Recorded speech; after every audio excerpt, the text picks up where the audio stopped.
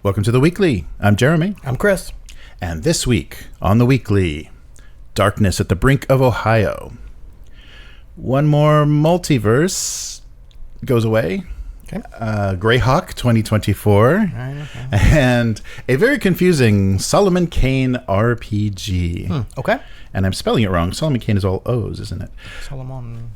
So, but before we get started, this is just for the actual play group that I work with. So I got a comment, and I couldn't resist because I want to focus on positive things. And very often with platforms like YouTube and a lot of social media, you don't focus on the positive things. You're like, oh, that was nice, and you pass over, and you're like, this told me that, so you focus on something. There goes our PG rating. Sorry. Sorry, we get one, don't we? We get one. It's in the first something minutes. But that's right. But when I edit this, I'm going to have to quack that out. But anyhow, so on YouTube, we had a nice message about the live streams. Oh, nice. So from Calarian on YouTube. So Clarion says, Jeremy mentioned in the latest episode of The Weekly that someone had left a comment that really liked the Dune actual plays, and he sounded surprised. It made me think I should leave a comment because I've been watching for a while now and I've really enjoyed them as well. So I first found this channel when Blade Runner came out, and I was looking for actual plays of Electric Dreams, hoping to learn both the system and see how various GMs portrayed the world. There were many Electric Dreams actual plays that popped up all around at the same time, but this one quickly became my favorite, and I was happy when it returned with Fiery Angels as well. I was going to wait for the third case file after that finished, but I decided to give your Dune actual play a try as well. I'm glad I did. Jeremy is such a good GM. You do a great job with world building and your descriptions and guiding the story along. I'm not sure how much of the adventures of House Abacoster is taken from published material or how much is actual creation, but the twists and turns of the story has taken are really great. Matt, Will, and Terry are your great players. I'm enjoying the interplay between your characters. Really great chemistry here. All three are really different people, and you do a wonderful job showcasing their personalities and bringing them to life. Thanks to all four of you for some really fun entertainment. You wrote that yourself, didn't you? Okay, I did. It was AI, and I said, please, confidence boost. I'm having trouble this week. I can't bring myself to run this game. No, thank you so much. It was great to get and to take the time to write that length of comment. Thank you so much. It's great to hear, and it really, because we're just streaming the actual plays, it's a little rough. People have to take a break. The doorbells ring and stuff, and so it's not as polished as the things we're putting out with like Blade Runner. Right. But that takes so much production time that the game is almost forgotten, and I definitely forget what happened in the game while I'm editing it. I'm like, oh, that's right.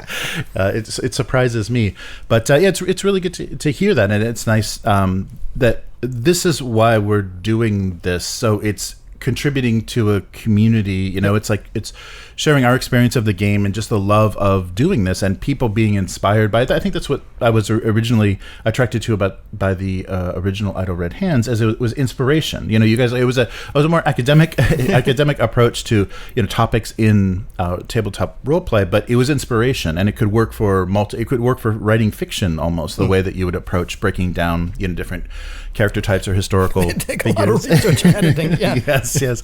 So I like that. So inspiration is the main purpose, is just to support what people are doing and see examples, because I think how we do these actual plays is not like anybody else's, because it can't be with you. That's the only way we know how to do it. That's how we play the games.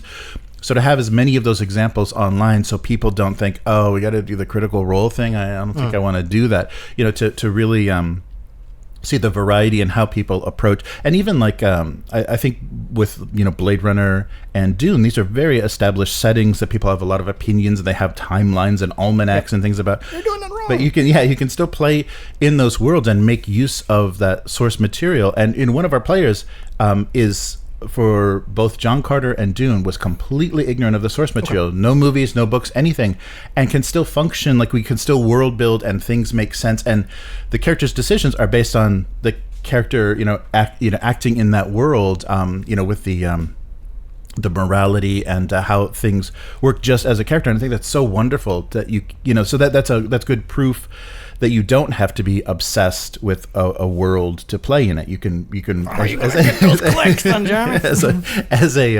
as a player, you can navigate your way just like you do in life. You don't completely know the backstory of everything that you're coming into contact with. So I think that's really fun, and I'm glad that we have some positive feedback. And I'm eating up so much time, but thank you so much for the comment. Okay, not to eat up more time, but like you said, I think people tend to only comment if they absolutely hate or absolutely love something.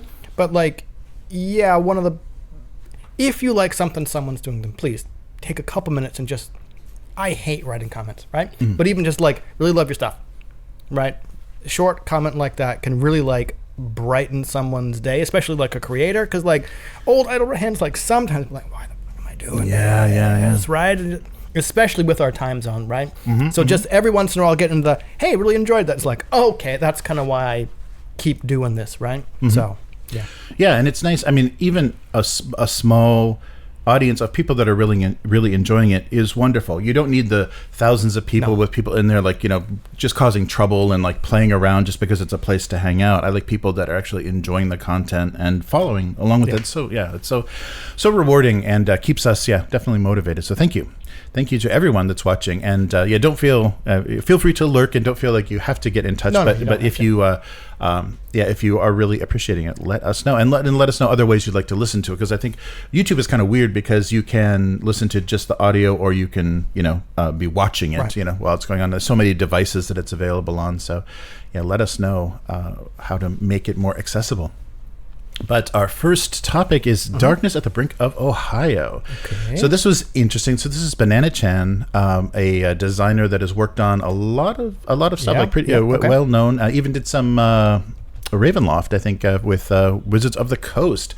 So what is this? It's very interesting. Little Cthulhu-y, a solo tabletop role-playing game where you follow the transformation of a late-night radio DJ into something horrific and otherworldly. Okay, interesting. Yeah, so this is a game in a curry. Launched this on Kickstarter. It's going to be a physical book and a PDF, and they did some funny kind of support materials because of the subject matter. So it's a journaling RPG. You're listening to a late-night DJ based out of Akron, Ohio, and it's got a soundtrack. So you play one of three characters: a clinical lab tech, a gas station attendant, or a security guard, people that would have a night shift. And you listen to horrific events on 106.6 The Brink. So a soundtrack has been released for free on YouTube that you can listen to while you're playing. It has the tracks separated, and one of the tracks is a cursed track that kind of begins this unknown track kind of begins this this breakdown. So Banana Chan is the designer. She is Cantonese Canadian, but said that she did spend some time in Ohio. Okay. So I feel very sorry for her having maybe that's why I chose to do that.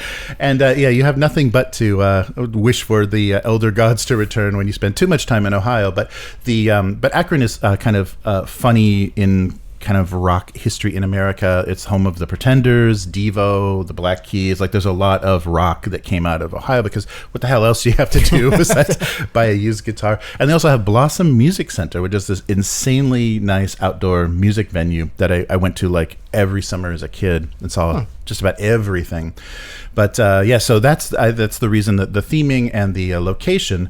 So a PDF of the game is $15. Physical copy is accident. Listed and crash. Yes, is $30 for the physical pledge, but they're also doing T-shirts, a plexi disc of the cursed song, some other supporting materials that have the theme of the locations within the game, the subject matter within the game. So you're playing the listeners, and you're documenting your work in a journal. So the journal is asking you questions. Basically, you're answering questions as things evolve. So DJ Mike undergoes transformation into something beyond this realm. So this game uses the soundtrack to listen to as you answer the prompts through journaling. So the major themes are parasocial relationships and hypervisibility within a small fan base. Okay. Content warnings include natural horror, body horror, psychological horror, parasocial relationships, listening to someone's boundaries before being pushed via sexual harassment or the forms of harassment, listening to someone transform into something other than human, and squelching sounds reminiscent of bugs. So the book is going to be between 100 and 125 pages. The cover is by Michael Croteau. And you have the option for the 3 different players. So some of the inspirations were Altered States, In the Mouth of Madness, Color Out of Space, Splinter, and The Empty Man. So some interesting body horror and kind of and Lovecraft. Yeah, some Lovecraft in there. So and I think because it's a solo journaling, maybe in how they're presenting it, they don't want to tip their hand, I think, too far as like it's something happens, it's transformation. So in the description of the game, you're not going to get kind of the full sense of how it goes. But I thought the content warnings and things gave you a good sense of how badly things could go. But and if you just want to see what they're even up to, they did hire musicians to write these tracks. So they have the full soundtrack is available on YouTube, so you can get to that from their Kickstarter page. As well, I think you can listen to the cursed track and see what happens to you in your own personal hell. Wonder what happens when you listen to that cursed track, right? Yes. So as of the time of this article, they still needed to raise about $1,500 from their $8,000 goal, but they may be there by now. I didn't check as of this recording, but really fun, nice presentation.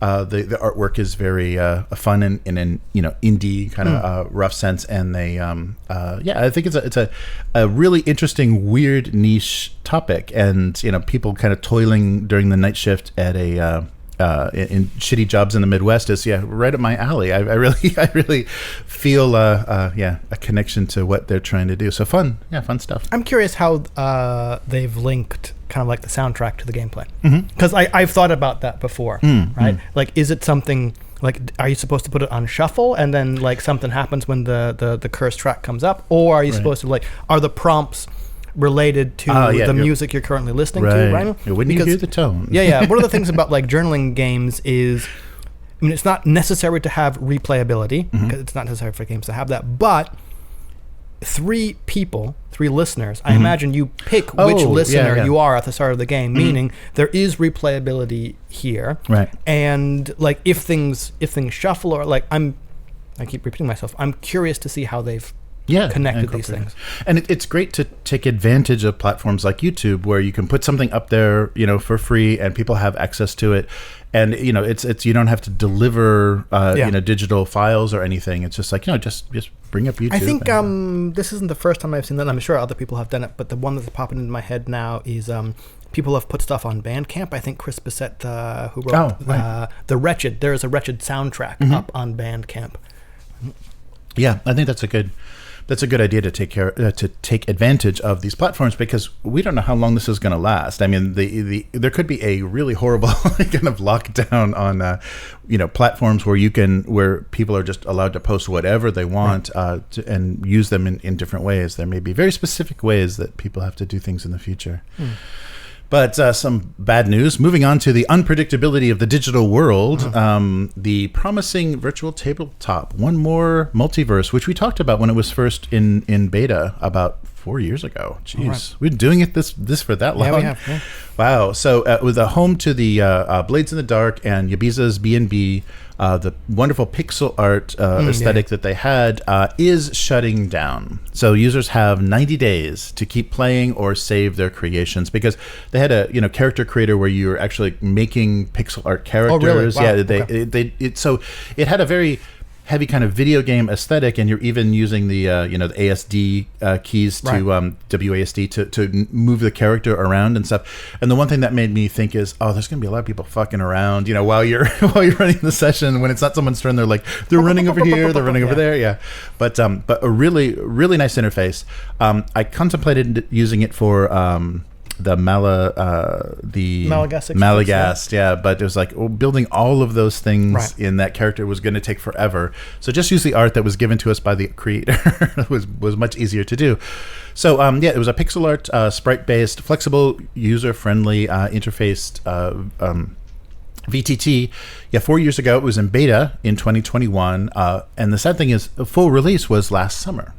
It's very polished. I mean, definitely on par with anything. And I think even when you're looking at like Roll20 and stuff before their redo, it was much more polished. The interface and everything was a much nicer experience. They had the entire Duskval, world, and all the players and everything built out in pixel art for Blades in the Dark. I didn't ever check out Yabiza's, but I've heard good things about it, and also it was capable of supporting 5e and your homebrew systems as well. So a quote, virtual tabletops are currently quite literal and focus on replicating an in-person experience. This was the co-founder, Sarah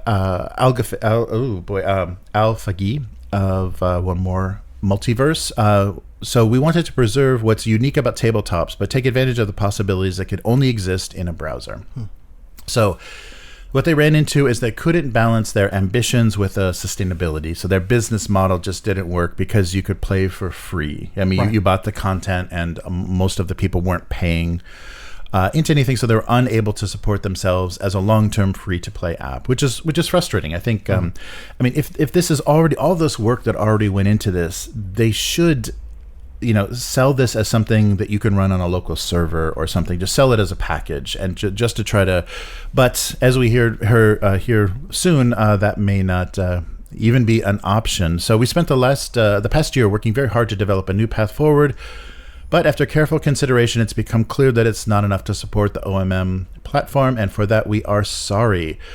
So they had about 500,000 people that use this platform. That's heartbreaking. And so what they're saying is that all of the custom characters, NPCs, everything, you get 90 days from March 13th, so from a few days ago. So basically you can play until about August 11th. And their official announcement... that's the other thing.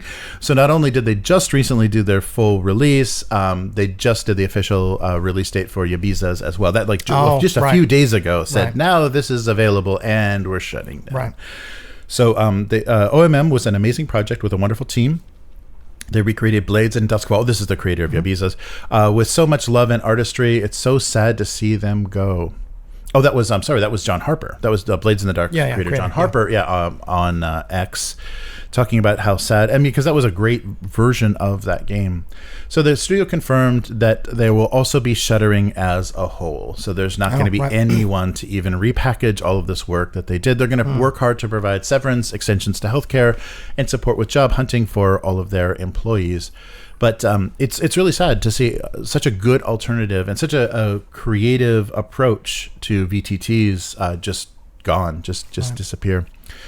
But and this was also bad timing, because if they could have hung in a little bit longer and WotC really stumbled with their D&D thing, they could have picked up some. Well, it does say they support. It was possible to do D&D 5e. Right, yeah. So, and I think that was maybe one of the original things that they were wanting to do with it, but got maybe very enamored with Blades in the Dark. So, Team Multiverse wrote in their press release announcing the shutdown. All tales come to an end, including ours. It pains us to inform you that One More Multiverse is closing on, as a whole, is closing down. Simply put, it isn't sustainable to run. We're proud of what our team has built and the players that we've helped while bringing our ambitious dreams to life. We spent the past year working hard to develop a new path forward, but after careful consideration, it's become clear there's not enough support, and for that we are sorry. Yeah, so very sad news. So, and the funny thing with all of this timing, it just got the full release. I was just showing this to my daughter and saying, "Do you want to try Blades in the Dark?" And she's like, "Yeah, that looks great." Oh, like, man, still haven't gotten that to the table. Yes. So so that was going to be our next kind of family game, was trying out One More Multiverse, because just my little bit of playing around with the interface, building characters, like, this is really great. This is really well done, really fun, and now it is no more. So I think that's the problem, though, once you go too far into digital development and kind of video game style, is that stuff just disappears. Like, people work for years on games and do all these develop all these assets and animations and coding, and it's just like, oh yeah, we're not releasing this, and delete. Gone. Yeah, because there's nobody there to own it anymore. So too bad. So RIP OMM, and hope some people really had some fun with that, and I hope these these creators, this kind of ambitious thinking goes somewhere else. Like they end up finding a home where they can do something like this again, because VTTs really need that. They need to get away from the very simple, tokens on a grid thinking that a lot of solutions have. Yikes. But exciting news for you specifically, I think. So you've been waiting for these new revised D&D books. Have I? No, I don't know. Have you? I assumed. I just assumed. So D&D 2024. How does Greyhawk fit into this new edition? Well, we have some news. Would you like to be surprised? So sure, hit me. They're including in this 2024 Dungeon Master's Guide a sample setting to show you, how to do things outside of the Forgotten Realms. And the sample setting they're using is the City of Greyhawk. So they're going to include a map, a double-sided map with the City of Greyhawk and Flanaess on the other side, the eastern part of the Orth's 4 continents. So this is just kind of a tease, and I think it's just playing to, because they also statted out the Saturday morning cartoon characters in 5e. It's like, okay, how do you even do that? How do you do G-rated weapons? None of them had effective weapons or spells. How do you even play those characters? They don't even, if you play them true to the show, they're completely useless, and they just blunder around, and you've got a fighter with only a shield. Yep. And light arrows coming off your bow. You're not doing anything to anyone. No, you're not. So they're digging deep into this nostalgia, I guess, for the 50th. They're trying to, bait people back. This map, though, in the comments below this post, this map does seem to make people go, oh, I want that map so bad. So people will probably buy this book just for a newly designed map of Greyhawk. Okay. Kind of like we talked about at the beginning, right? Just like GW, D&D has its whales. Yeah. Right? Yeah. So it's like, oh, yeah, I want that. And I'm not saying I'm immune to this kind of thing, right? But it's like, yeah, I want that because of the nostalgia it evokes in me. And I'm just like, I don't have any attachment to this, right? I don't care, right? I wonder, I would like to know what percentage of D&D players care about Greyhawk, Forgotten Realms, and all this stuff. Yeah. Or, and I'm not saying this like the one true Scotsman kind of argument, right? Because collecting the books is a way to participate with the hobby. But I have to wonder what percentage of people who want this book because of the things that are in it are collectors who like Greyhawk and Forgotten Realms and all this stuff versus players who want to play in this, right? And I'm sure there's some overlap there. I don't know. Yeah. It's an odd thing that they're doing. They're just kind of baiting, and I think because I remember it was Slaying the Dragon, the history of kind of the end or the transition of TSR into Wizards of the Coast, the sale. They talked about the big mistake TSR made at the end is they splintered the player base so severe, the group, the player groups, because they were releasing too many settings in nice box sets, and people are like, okay, can you do a release for our setting? We're playing this. We don't want to change settings. We don't want. We've got this long-standing campaign going. We're playing in this setting. Support that, and they couldn't. They just kept, adding new Dark Sun, and they just kept adding new things. People were like, well, that's nice, but then they just splintered the sales of these, pretty expensive to produce box sets. So I think the current management doesn't want to do that. I mean, I think they're being very shy and very careful about, okay, here's one book and that's all we're going to do. Here's your Dragonlance. Go away. But then I think, not that it's another problem, but then I guess the flip side of that is flattening everything to where there's no distinct kind of settings, right? Or just everything is set in Forgotten Realms because we don't want to splinter the fan base, right? And then things don't... I don't know.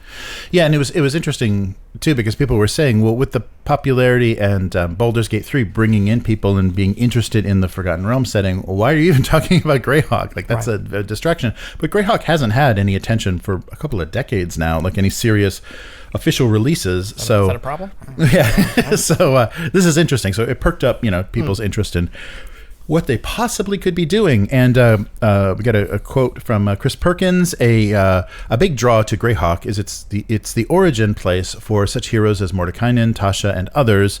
This is the idea that the players in your campaign can be That's the next great world hopping spellcrafting heroes in D&D. So it's the campaign where heroes are born. Except they never get there. Right, yeah. So show me in the rules where there's a way for a character to have a spell named after them.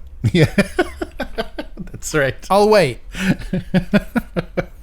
Yeah, it's an odd move, but they are really leaning into because the way that they've been talking in this recent revised version releases, it's always been a multiverse. It's always been this crazy, universe jumping alternative, just jumping. That's all we're gonna do. So that they're leaning heavily, especially with this latest Vecna thing that they're releasing. They just want you to jump through all the famous, like a tour, a whirlwind tour of all of the. I mean, let's be honest. That's what Planescape was, right? Yeah, and right, I like Planescape because it was interesting, and it was interesting because it connected kind of everything. Right. Yes, so Greyhawk, the 1980 setting. So the World of Greyhawk setting book was first released then, and basically it was phased out in favor of Dragonlance in the early 80s. So it hasn't gotten proper attention. But you can take a look. You can get a look at this at this map, I guess, and a little bit of explanation. They go into a little bit of the lore. It's an example. This is an alternative setting, and here we'll flesh it out. And look how different it is.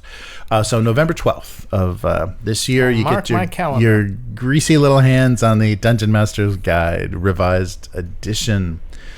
All right, and the last thing, this was confusing, and they didn't do anything in the FAQ to really clarify this at all. And it worries me. Okay. It worries me a little bit because Monolith has recently acquired, we know, the rights for the Conan RPG from Modiphius. Yep.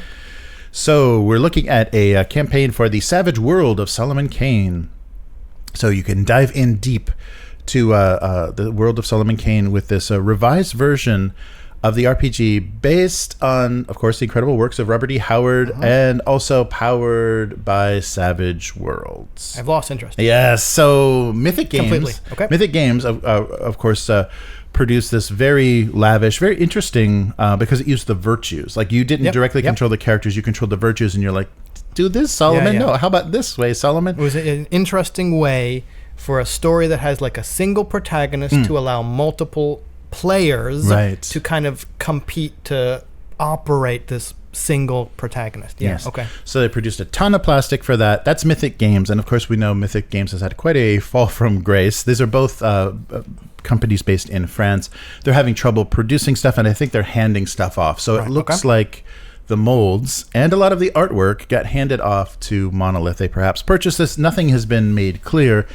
And Monolith has been a little confusing recently because I think one of their last big crowdfunders, they supported Conan and things, but they had that bizarre Beyond the Monolith thing where they were trying to make this universal system for all of their board games, and then you would just plug in the different settings. And it's like, what are you doing? And they canceled that that campaign because it was so confusing, and people are like, I already own, what am I buying? What is this? So they've been a little odd with how they've been approaching things. But Solomon Kane, a landless man, a wanderer, a Puritan, and of course, asshole. And of course, they hit you. Yeah, they hit you with the big caution if you proceed. So they have a warning even on the Kickstarter page. Solomon Kane's world is one of dark peril and moral ambiguity, where boundaries between heroism and barbarism blur. The stories reflect the time and context in which they were written, often containing portrayals that may not align with modern sensibilities. This is what the Warner Brothers cartoon disclaimer regarding race, gender, or ethnicity. Yep. He is a white Puritan bringing white puritanical thinking to the world. Yes, he is. So yeah, the emphasis is he's a hero. He's battling evil. Wouldn't you like to be a hero too? So you can walk the path of Kane by playing a Puritan wanderer, a misguided pirate, or a soldier of fortune. So they have kind of character classes to support this world and what they have miniatures for, I guess. Ancient evil so great it could destroy the world. So you must carry the torch into darkness. So and another bit of a blurb from the Kickstarter page. Solomon Kane is a wanderer, a lean wolf stalking across the known world of the 17th century, ravenous for revenge. Agents of evil on any continent or sea shall learn his name. Wherever the innocent suffer, wherever devils dance and fiends scheme, Solomon Kane's sword will feast. Gotta love that Howard style prose. But anyhow, they're trying to highlight the themes of good versus evil, Light versus Darkness, and it is basically a grim dark, like a grim 17th century Europe setting. But it is going to be powered by suede. And SUADE, the leather? the leather that you don't want to get in the rain, that get wet in the rain. Yes, it's all suede. So for simplicity and ease of handling. So this already exists. Like this, I'm not sure the publication date, but not the new version, the suede version. Right. The previous version of Savage Worlds had a Solomon Kane setting there, and there's still available a PDF conversion for the newer setting. So that book still exists out there, and it may be cheaper than what they're asking for this new one. So what they're emphasizing on this campaign is also not good. We're never going to offer this through retail. There's 3 ways to get it. This campaign, through the pledge manager, late pledge, or from our web store with whatever we have left over. But the best price is, now on the Kickstarter. Right. But take a look at these shipping prices. So for a $60 book, about $50 shipping. So okay. How about a PDF? So of course they're emphasizing to show that they're not mythic. Monolith will get things done. They're saying everything is nearly finished, because I think all the assets were purchased. They're not producing. I don't know. Not producing much of anything, but they haven't been clear about that, because it's a very lavishly illustrated rule book. But there's so much artwork that was produced. They even did an art book for the board game. Right. Okay. That they're probably just going to be reusing that. So the delivery date for this project is 2025 January. So they even made a statement: we are no longer going to try to ship things by the end of the year, because it's turned out that is where the prices go insane and kind of campaigns get destroyed, because cargo rates go up so dramatically. We're not going to try to get things in before Chinese New Year. We'll try January, which is still before Chinese New Year. But anyhow, none of the prices for shipping and delivery, even in the UK, there was a delivered duty paid, which I guess is eliminates VAT for some people, but that's still €6. So who knows? So 35 millimeter scale. You're getting a GM screen. This is going to be a pretty hefty book, like a 350 page book. It's going to be a monster. They're including a slipcase as well with some really gorgeous art on it. But this is something that they're not being very clear about how does this differ from the source book that was originally published. Artwork? Yeah, the artwork is different. The layout looks different. But is this something that does already? So the way that they're presenting this is you can buy this book. You can get the PDF, or you can buy the book and a box of miniatures, and also tokens and bennies and things that you would use for Savage World. But they're not being very clear about what this is, and the only thing in the FAQ was, what are these miniatures? And basically, they're just a selection of the board game miniatures to fit the RPG. So it's if you have the board game and its expansions, you have the miniatures. The exact same sculpts, the exact same everything. They just did a kind of a greatest hits that they thought would be useful for what they wrote, maybe the supporting adventures that they wrote for this book. So that's fine, but it's still very confusing, because I'm sure there are people that own everything that are going to buy this and be like, So, and they're even they're kind of incentivizing that by saying, inside there are tokens and very useful things for the game, but you got to buy all the miniatures that you already have. Well, of course they're going to say that, right? Yeah. Like the more people buy from a company, the better the company does, right? So of course they're going to be like, oh, you really want all this stuff, extra stuff here too. We know you've already got half of it, but look at the other half you get. Yeah, right? yeah. Yeah, so it's an odd approach, and it doesn't make me feel very confident about what they're doing, because it's okay. My feelings on Savage World aside,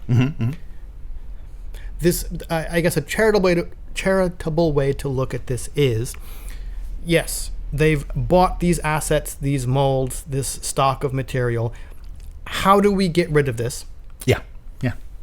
Here's the way to do it. Right. So I mean, it might not be anything, malicious or wrong. Just like, let's package this all up together to make it more appealing for people to buy, rather than trying to get rid of it piecemeal. Right. And it was, they did have to negotiate some deals, to get the mythic stuff and to get the rights to republish this or whatever they're doing, revise this.